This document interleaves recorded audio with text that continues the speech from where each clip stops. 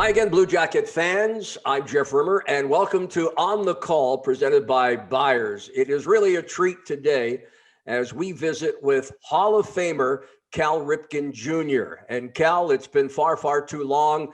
Thank you so much for your time here today. Yeah, it's been too long, Jeff. I'm glad we could get together.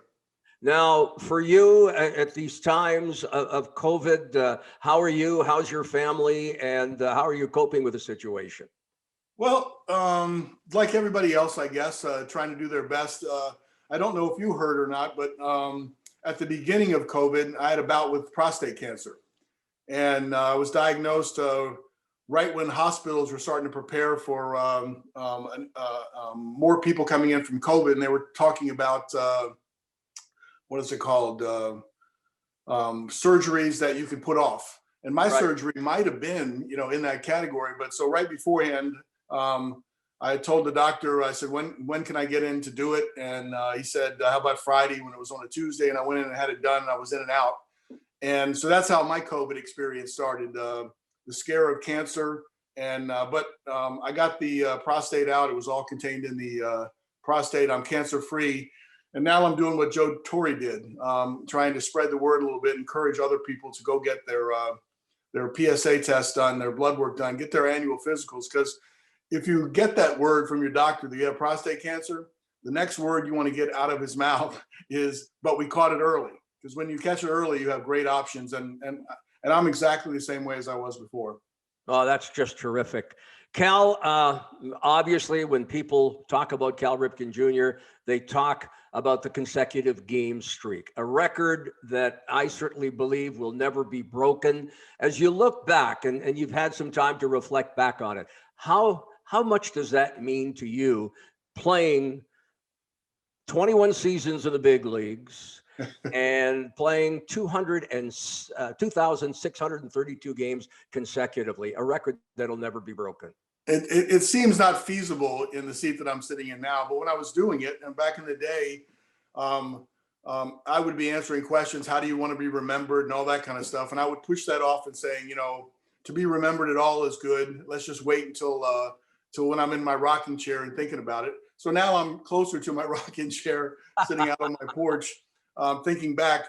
It was the 25th anniversary of the streak this past year during COVID. And Major League Baseball was planning a nice little celebration, a reminder. And I was kind of getting excited about thinking back to the day 1995 when I passed Lou Gehrig's streak, the lap around the ballpark. It was really a feel good. And the best part about the feel good is how people related to showing up and working every day. And so everybody would share their streaks with me, which I thought was a really cool thing. I had a chance to talk to the fans, and people related to that. And we were coming off the strike, and we were coming off the cancellation of the World Series, and we had a lockout going into spring training, so we had a shortened season. So I think people were looking for something good to kind of attach themselves to, and the streak was almost a connection to when the game was a sport and not necessarily a big form of entertainment as it's grown into. So I just remember all the people sharing their streaks with me. I haven't missed a day of school, haven't missed a day in work in 31 years. Ernie Tyler, remember Ernie Tyler? Yes, His, yes, yes. his streak of home games where he hadn't missed one in 30 some years. And do you remember how he broke his streak? He No, went I to don't. he went to the Hall of Fame, my induction in 2007, and that ended his streak Wow. of all those games. And what an honor that was. So it's fun to think about it. It seems inconceivable in some senses. I mean, I was just an everyday player wanting to be in there and play. And my dad, of course, as you knew him, his definition of an everyday player was virtually every day, because the pennant could boil down to one game. The playoffs could boil down to one game.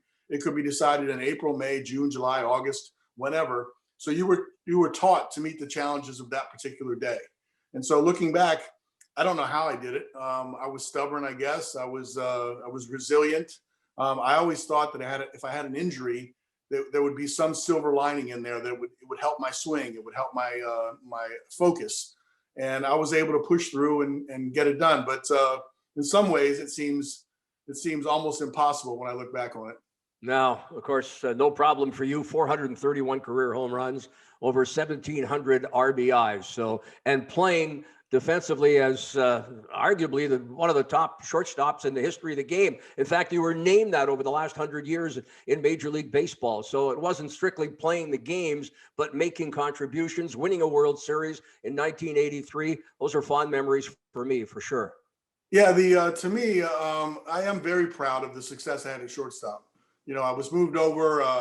There wasn't an expectation that I would be a good shortstop. It would be someone that would fill the temporary gap from our offense. We needed to bolster the offense. So Earl decided he was going to push me over there. And my success at the position, that temporary move, by the way, Jeff, lasted 15 straight years. But when I went over there, I took pride in the position. I looked at other shortstops and figured, okay, I can't make a play like Ozzie Smith can make a play. I can't make it like Alan Trammell. But let me figure out how I can make that slow hit ball in the hole. Let me use my skills to make all the plays.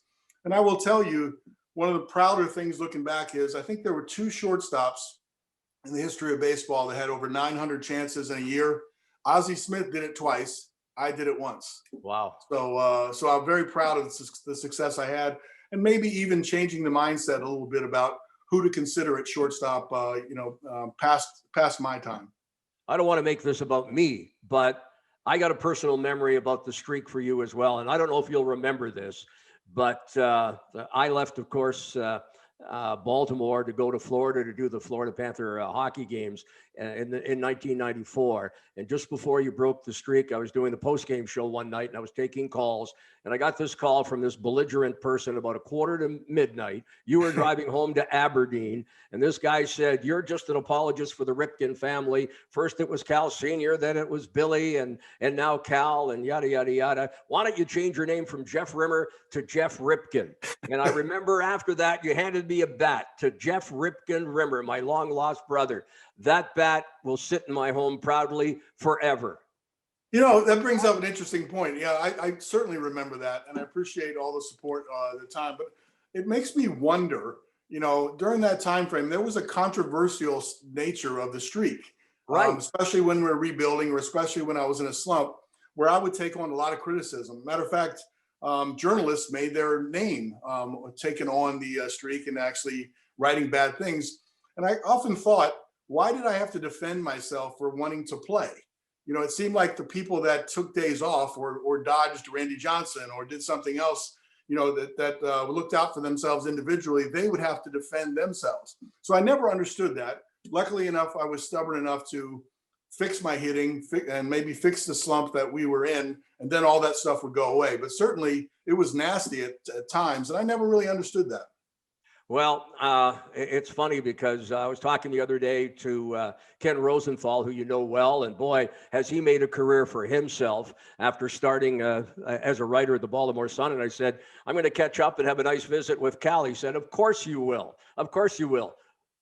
Jeff Ripken. So he brought up the Jeff Ripken thing as well. And he didn't have a reputation for having the last name Ripken. No, that's for sure.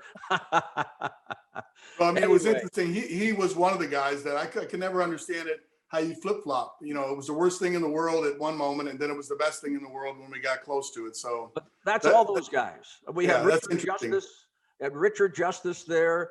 Of course, Ken Rosenthal, and there was one other writer who, of course, went on to work at ESPN. I mean, we have great writers in Baltimore, and writers, be they in hockey or whatever, they're going to flip-flop. They're going to be with you when you win, and of course, they'll criticize when you lose. Mm-hmm. That's never going to change. That's the nature of it, and that's why my advice to professional players is don't get caught up in reading the paper. Don't read the headlines how great you are, and don't read the headlines or the story that says how bad you are. The best way to go about it is, the reality of what happens on the field. Keep that as your perspective. Don't allow your perspective or your focus to be pulled in different directions. Now, growing up in Maryland and then playing for the Orioles, as we mentioned, 21 seasons, do you think it was more difficult playing in your home area? And I ask that question because at the Blue Jackets, we have our vice president of communications, and his nephew, his sister's son, is Evan White, who, of course, is now playing for Seattle. We've got two teams here in Ohio, the Reds and the Indians, as you know. And yet Evan is playing, and he is the first rookie first baseman to win a Gold Glove. You think as you look back, had you played somewhere else, things might have been different? No, I don't know. I mean, at first it was a little nerve wracking it felt like you had more obligations being at home, that people wanted to see you. They wanted to come to the games and all that. You hear the stories, or I witness the stories when somebody else goes to, say they're from California. And when they go to California, then their pass list has grown and they're asking for everybody else's tickets so they can bring their family and everybody else in. That was a sort of a normal occurrence for me, is that when you live there. But I wouldn't have it any other way. I mean, you do have to settle in. It made you feel a little nervous, but sometimes it made you feel like you were trying harder at home, to make everybody happy. But once you settle into your role, your job, what you do, it's the best thing in the world to play at home. I mean, I had the ability to control my career a little bit. I mean, even though we went through some terrible rebuilding years, I negotiated early in my contracts. Generally, I never filed for free agency. Even after they fired my dad, I think if I had to make that decision in the first 3 months, I would have left. I was a free agent at the end of that year. But the more I thought about it, the stability it gave you at home, the comfort it gave you at home, and baseball, you're always, and maybe it was because I grew up with my dad as a minor league manager for 14 years, and he was gone all the time, and it was difficult on the family, and it was unstable at times.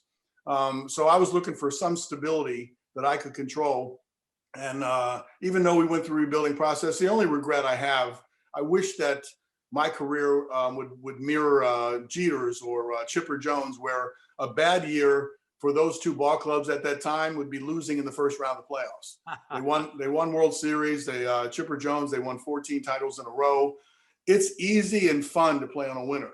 It's not so easy and fun when you go through a rebuilding process and you're the laughing stock of the league many times, and you're trying to hold your pride and trying to do things the right way. But those were lessons that I could take on after my career's over, because you learn more, I think, sometimes in the bad. You learn more from the 0-21s than winning the World Series sometimes. So I think as a growth and as a person, all those experiences helped shape me, but I wouldn't want it any other way. I wouldn't want to play in Baltimore my whole career.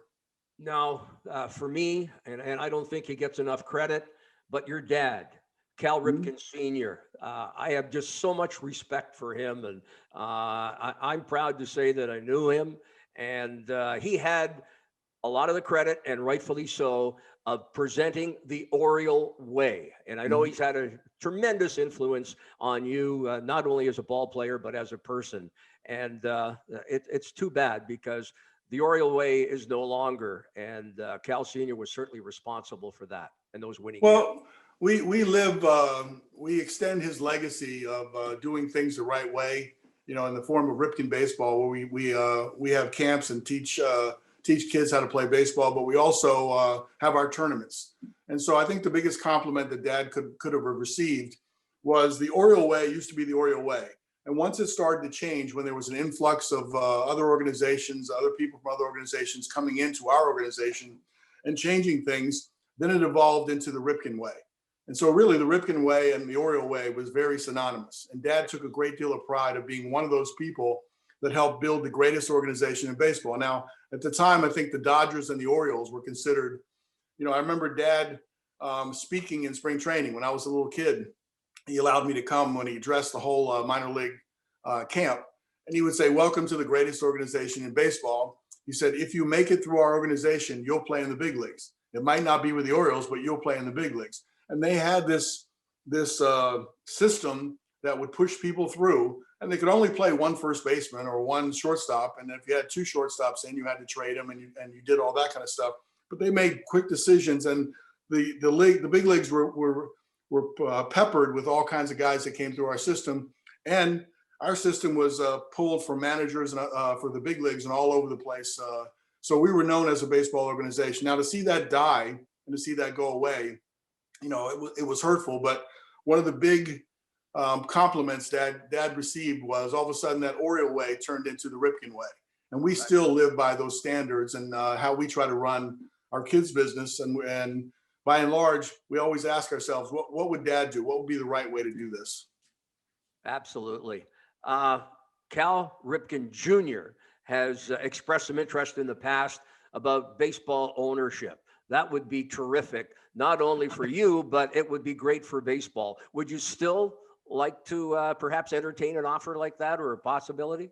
I was so gung ho when I got out of the game. I mean, I made a quick decision. I got out and said, okay, I want to control my schedule. I don't want to have the baseball control me. At the time, my kids were 8 and 12. And the most important thing was to get them, to be there for them during those years. And then you start to think, okay, now that they're off and out into college, if there was an opportunity to come back and impact the Orioles in a different way, not necessarily playing on the field, but maybe using some of your knowledge from that you learned from dad about development in the minor leagues, scouting philosophies, and those sorts of things, or even just situational baseball, which I think has gone by the wayside in many ways, is to understand how the game is played and execute at a higher level. My juices get flowing when I think about those things. So I'm 60 now. I just had a bout with cancer. My philosophy about life is a little different. There's an urgency that you really are thankful for each and every day. It's because you can kind of see the end. But if there was an opportunity still to do something with the Orioles, and maybe it wouldn't be at the level that I was thinking about early on, maybe it would be just to have an opportunity to make a difference that way. I think I would be up for that. That'd be great for baseball and certainly outstanding for the Orioles in the city of Baltimore. We've got to turn our attention to hockey. As you know, I'm the voice of, for 17 years now. I've been here for 17 years, the voice of the Columbus Blue Jackets. But Cal and Billy Ripken lived in Aberdeen, Maryland, in the northern part of the state. And you were in the Philadelphia Flyers television territory. So Billy would go out of his way when I was with the Capitals to talk about the Flyers and the Capitals. Do you still pay attention to hockey? And I understand you actually spent some time with the Capitals a few years back. Yeah, the Capitals have been so good for so long, and got a chance to know Ovechkin a little bit. I went down and talked with the team, and it really wasn't a speaker in. Like sometimes you perceive that to be. You come into the clubhouse and a speaker is talking about, how the success in your sport, what are the small things that matter, and so that you can apply it to them. I told Barry at the time, I said, I'll come in. I said, but I don't want to speak to the players. I want to speak with the players. So we sat in a room and we asked questions back and forth. They were particularly interested about retaliation in baseball, and I was particularly interested in retaliation in hockey. So that conversation, turned to does the manager ever take responsibility and say, okay, that player is doing something wrong to us. Let's go after him. And I remember, so I said, I would prefer in my sport if the manager took full responsibility. Every time when people take it into their own hands, usually it ends poorly. But if there's a message to be sent, it should be sent from the manager. And so I looked at Barry and I said, have you ever told anybody to go get that player? And he goes, no. And Wilson said, well, what about this time? And he goes, oh yeah, I did do that. He goes, and what about that time? He goes, yeah. He goes, he looks back at me. He goes, I guess I do. And it was kind of funny, but they were a talented group of kids. It's kind of funny now when I go in the locker room and I look at them, they seem so young to me, but they're big, they're strong, they're fast. And I really enjoyed the year they won it all. And the celebration in and around Maryland, they took the cup everywhere. I live in Annapolis now, and they took the cup right to Annapolis where I could see it going by, which was really fun. So the Philadelphia Flyers, we were Flyers fans because the TV, we were 70 miles from Philadelphia and we were 30 miles from Baltimore. But the first cable that came in for us was Philadelphia's cable. And we had the Phillies, and the Orioles weren't on TV that much. And, we didn't get a chance to watch, but the Phillies were on, the Sixers were on, and the Flyers were on. And the Flyers, the big bad Flyers were an interesting team to watch nonetheless. I emulated my little street hockey game after Reggie Leach. Billy was Bobby Clark, I think. And, it kind of says a little bit about the personalities that we both had. But we knew every one of the players on the Flyers, and we watched them religiously. And I wish that I love playing hockey. We did floor hockey, in my gym, in the off season. We did it in the Memorial Stadium when we had no facility. We had a bat and a couple balls, and then we bought some sticks, and we did it in the clubhouse for a while. I wish that I could skate. I could skate a little bit, and I won't fall down. But I wish that I could move on skates the way they do. That'd make the game a whole lot more fun. If you were a hockey player, what position would you have played? Well, my favorite, Phil Esposito was one of my favorite players growing up. I mean, he was a goal scorer at the time. I think he 76 goals, 76 assists in 1 year, and he would sit in front of the net, and they wouldn't move him out of there, and he would get his opportunities that way. So I think I'd want to be on the offensive side, but in hockey, I don't. You do interchange, and you do play defense and offense at the same time. So I think if I was a defender, maybe I would sneak up there in the offense a little bit more. I try to have a bigger impact. In soccer, I was a center half, which gave me the opportunity to play offense and play defense at the same time. So who knows? Maybe I would have figured out a way to do that in hockey. Listen, Cal, I can't thank you enough for the visit here today. It's great to catch up. I'm glad you've come back from your bout with cancer. I'm glad you're speaking on that behalf. You do so much work, not only on the baseball side with kids, but the Cal Ripken Foundation. A quick word about that just before. Yeah. So when Dad died, we lost him at 63. I mean, it was lung cancer. And I think people are naturally thinking that we would do something in the form of lung cancer to help find a cure. And we do that. But we wanted to focus on what Dad's legacy was. And Dad's legacy to us was how he benefited and impacted kids. And he did that through his normal job in the minor leagues to try to help kids get to the big leagues. And there was a diverse group of people that came in to play big league ball. And he was a dad to many of those. And he also did clinics to areas around each city he was in to kids that didn't have all the same advantages. And he would use baseball to help steer them in the right direction. So that's simply what we did in our foundation. And our foundation has grown to virtually being in every state. I think we might not be in Hawaii, we might not be in Alaska, but we're in every other one. And last year we helped 1.5 million kids. We built over 100 youth development parks, which what we call them YDPs. But essentially, they're built in many cases like a baseball field, but they're an outdoor classroom. And it's a chance for kids to have a safe place to practice anything they want. Because we found out when we started doing our programming in certain parts of the city, they didn't have a safe place in which to do those programs. So we started to fill that gap. And now I think we'll be known more for building fields than some of our programming. But it's been wonderful the impact we've been able to have. And the longer we're doing this, we're going to celebrate our 20th year. This year coming up, we've raised a heck of a lot of money. We've built a lot of really cool things. We've helped a lot of kids. So we couldn't be more proud in the name of Cal Ripken Sr. to have our foundation. Outstanding. Again, thank you so much for the visit, and continued great health, and stay safe, please. Okay. Thank you, Jeff. Cal Ripken Jr., the Hall of Famer, joining us here on the Call, presented by Byers. Thanks for tuning in.